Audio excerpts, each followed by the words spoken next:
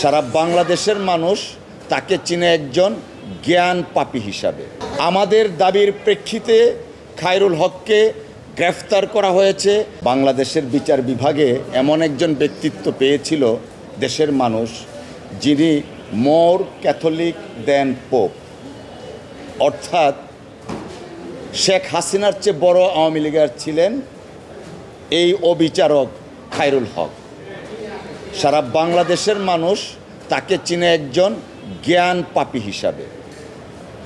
জ্ঞান পাপী কেন বললাম? জ্ঞান পাপী, এই মহামান্য সুপ্রিম কোর্টের পবিত্র জায়গায় সর্বোচ্চ চেয়ারে বসে তার স্বেচ্ছায়, যে কারণে বললাম মোর ক্যাথলিক দেন পোপ, স্বেচ্ছায় সজ্ঞানে উদ্দেশ্য প্রণোদিত হয়ে তত্ত্বাবধায়ক সরকার ব্যবস্থাকে বিলোপ করেছেন। তারপরের ইতিহাস প্রত্যেকেরই আমাদের জানা।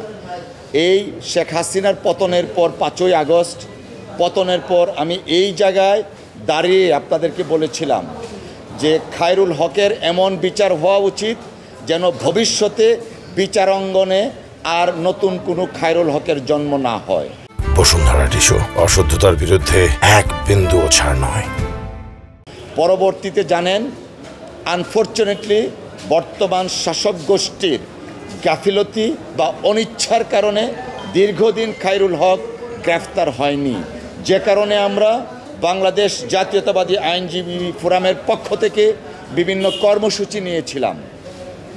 কর্মসূচির মধ্যে সুপ্রিম কোর্টে আমরা প্রচারণা চালিয়েছি, লিফলেট বিতরণ করেছি এবং আমরা বলেছিলাম যদি খায়রুল হককে গ্রেফতার করা না হয় তাহলে আমরা স্বরাষ্ট্র মন্ত্রণালয় এবং আইন মন্ত্রণালয় তাদের অভিমুখে আইনজীবীরা যাত্রা করবেন।